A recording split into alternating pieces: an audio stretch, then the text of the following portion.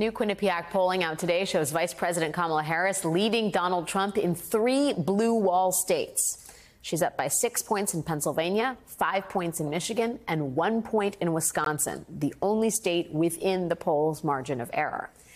This may be part of a more national trend in Harris's favor. The latest Des Moines Register poll from Iowa shows Trump leading by just 4 points in that state after leading President Biden by 18 points in June.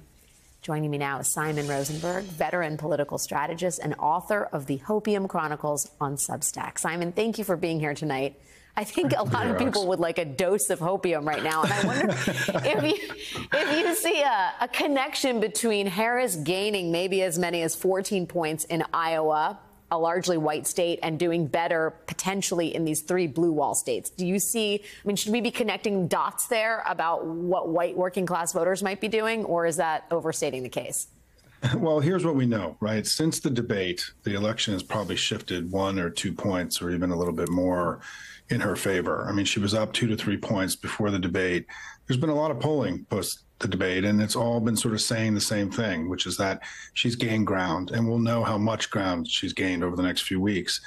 But you've started also seeing a lot of state polls that show her also at or above Biden's 2020 numbers. I mean, the way to think about the race right now is that she's sitting basically where Joe Biden was in 2020, either at the floor, and in some states she's doing better. I mean, those polls in Michigan and Pennsylvania, Biden only won those states by a point, and she's up by 3-4 points. And so I think we should feel good about where we are. I mean, this has been, look, the debate really helped her, and it really hurt Donald Trump. And I think the aftermath, which you just covered, of the debate and the way they try to change the subject clumsily to this crazy cats and dogs, eating cats and dogs stuff, has been a huge failure for them. And so I feel like we're in a strong place right now, and where things are better. And we also, I think the most important thing we're about to see as the voting season begins on Friday with early in-person voting is that we just have a much stronger capacity to close. And so it's much more likely that we gain a little bit in the coming months than them, in my view.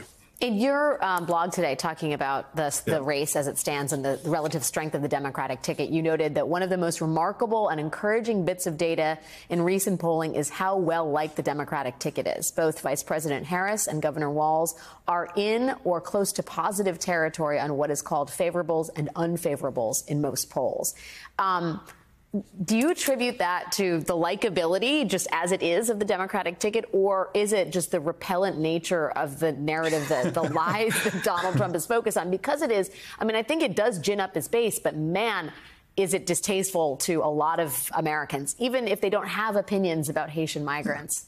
Yeah, look, the debate did what the campaign wanted it to do, which is they created this contrast between this capable and modern, smart vice president and him, the ugliness of Trump and all the ugliness of MAGA. I mean, it was just on full display for 90 minutes, and it changed the race.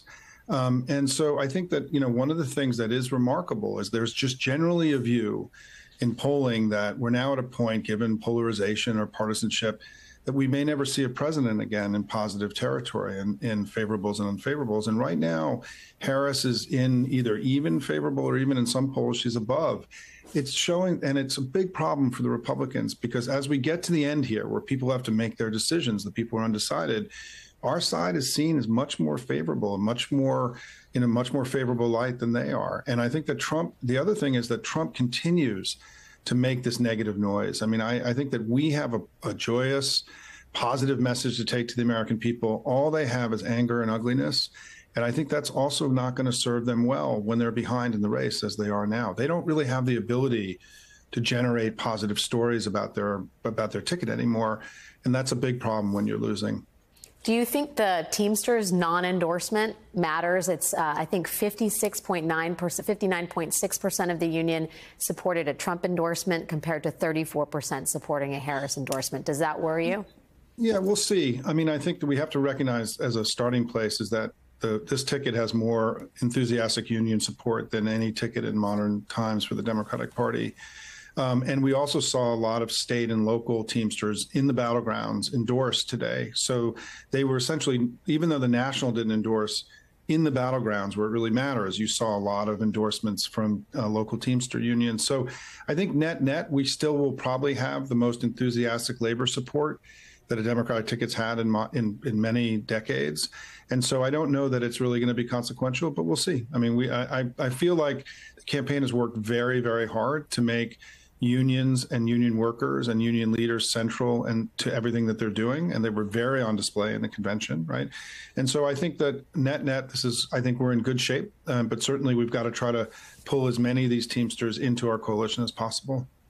Simon Rosenberg, opium dealer for Americans, on the brink. Thank you for your time and thoughts, Simon, tonight. Really appreciate it.